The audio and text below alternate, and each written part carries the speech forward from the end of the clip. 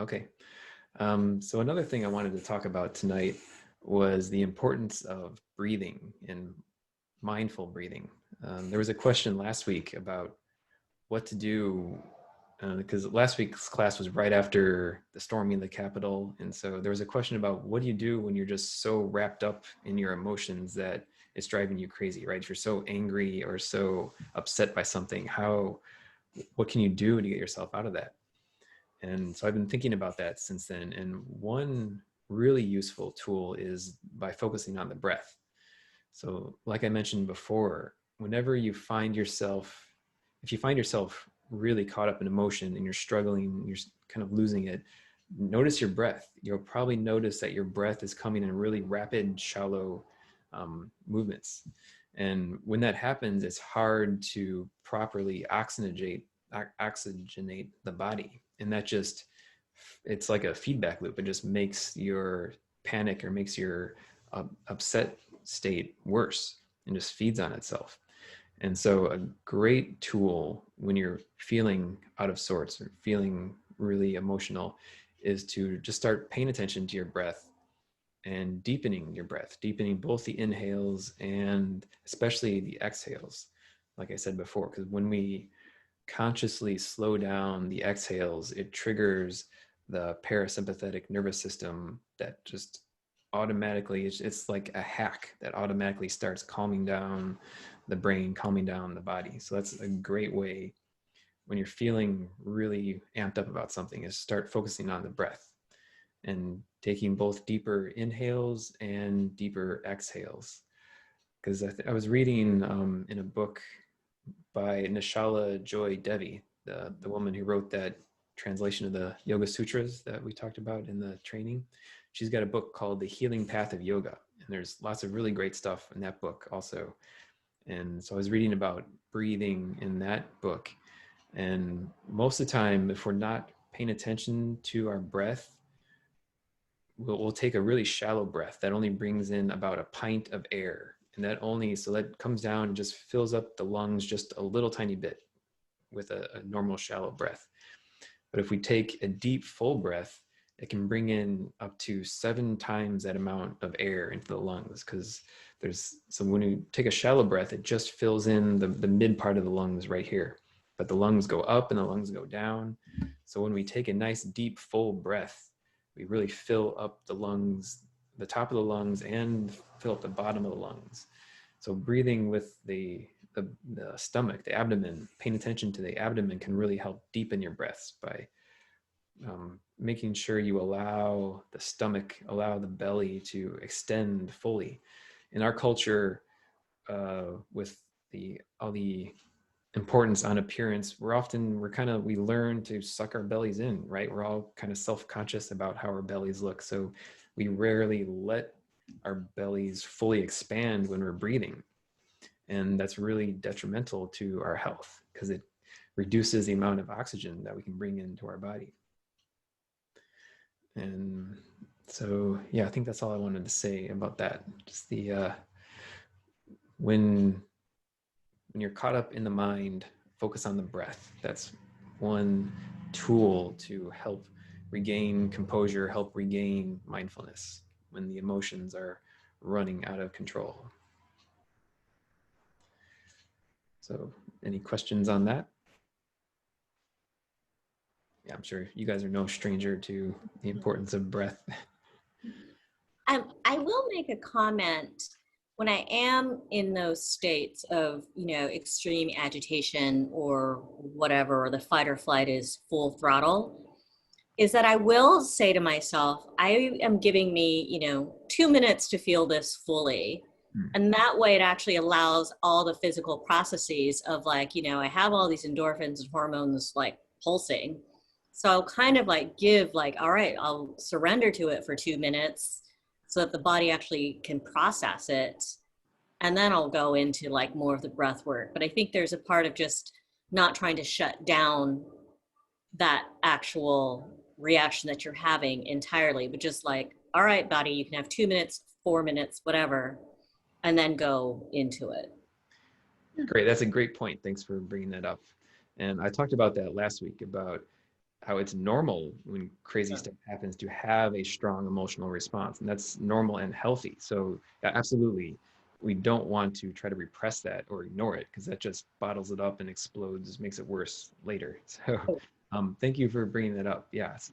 So and I think focusing on the breath while that happens can help us really just settle into the emotion, right? When we're feeling a really strong emotional response, if we can find a minute to just kind of close our eyes and close off from the world a little bit and just feel that emotion fully while we focus on the breath, and allow that emotion, like you said, allow it to sink into our body, and allow our body to process it fully, and just feel the horribleness fully in that moment, and then just let it go.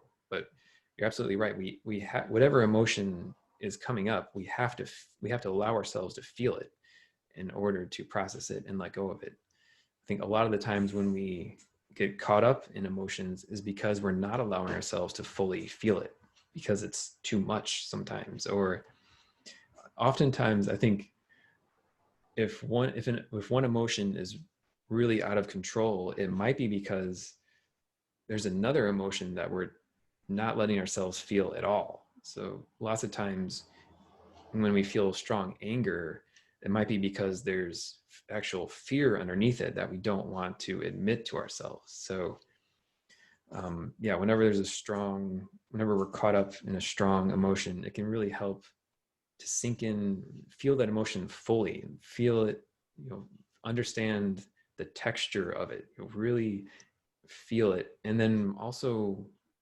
try to feel if maybe there's more to it, more layers to that emotion, or maybe another repressed emotion that we don't want to acknowledge that we have, because either we're ashamed that we have this emotion, or we've been raised to believe that we're not allowed to feel that emotion. I think that it happens a lot with fear and sadness, especially in men. Traditionally in our culture, men aren't allowed to feel sadness, and so we're taught to repress it, and then that just boils up as anger later a lot of the time. I think oftentimes when emotions are spinning out of control, it's the mind trying to make us feel emotions to bring up other repressed emotions, right? It's kind of like a self-defense mechanism. Like the subconscious knows that there's these pent-up emotions, so it's trying to make us feel something to try to get those emotions out. But sometimes it's a different emotion, and so it makes it hard to let it out and express it. So great. Thanks, Carla. Yeah.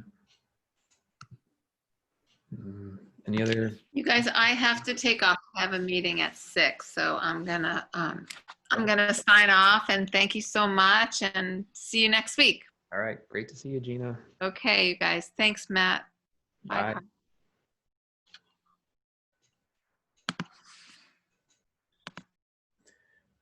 Okay. Well, that's all I wanted to talk about tonight. Do you have any other unrelated questions about anything, about meditating in general? Oh, you're muted. Yeah. So um, I think the only thing I would add on to it was it, and I never know how to say his name, Thich Nhat Hanh was the, I don't know how to pronounce it either. yeah, you know what I mean. Yeah. So when I am in those states with the anger and I let it go, and then I'm reconnecting back into my breath, then I'll do that. I think it was him who has the practice of breathing in, I know I am breathing in, breathing out, I know I am breathing out. Mm. And you just like will repeat that over and over, and it almost becomes that mantra to kind of have that soothing uh, effect where I'm not repeating things or reliving the experience, and it actually becomes that focal point where it's just like breathing in, I know I'm breathing in, breathing out, I know I'm breathing out. And then there are times where I'll actually feel the difference of, oh, it's traveling down from the chest to becoming the full belly breath, and then you're just back to like real nice and easy, very even. So Oh, cool. I haven't heard that before. yeah. Oh, great. Yeah. So what did he recommend when you're caught So up? it was just I think it's a way to get out of like the mind and just be like, and so you're saying to yourself, you know, through the tongue of the mind, breathing in, I know I'm breathing in, breathing out, I know I'm breathing out. And Uh, it just as you inhale and then you exhale, and it just, I think it gives the mind something to, a cue right. versus going into the monkey mind and, you know, that Yeah. whole. Or just something else to focus on Yeah. besides whatever it is And that's then in right. my experience of doing that, I would actually feel the difference of like, oh, when I'm you know, when it's translating or transitioning from the upper chest breathing and coming down into more of a diaphragmatic full belly breath, Oh, great. and everything just calms down. Cool. Yeah. So that's how I've been managing through some of the craziness. Yeah. It's been a lot to take in lately. Yeah. Mm, yeah. I think, like you said, every time it seems like it can't get worse, it gets worse. Or you're just blindsided from some other facet that you didn't consider or Right. whatever. So Mhm. yeah. So I'm really grateful for this time. It's just, it has been very anchoring. So Oh, and it's been anchoring for me as well. I mean, giving me something to focus on too. So it's yeah. been, yeah, I'm as grateful to you as you are to me. Good. Well, then we'll just keep doing it. Great. Yeah. Yeah.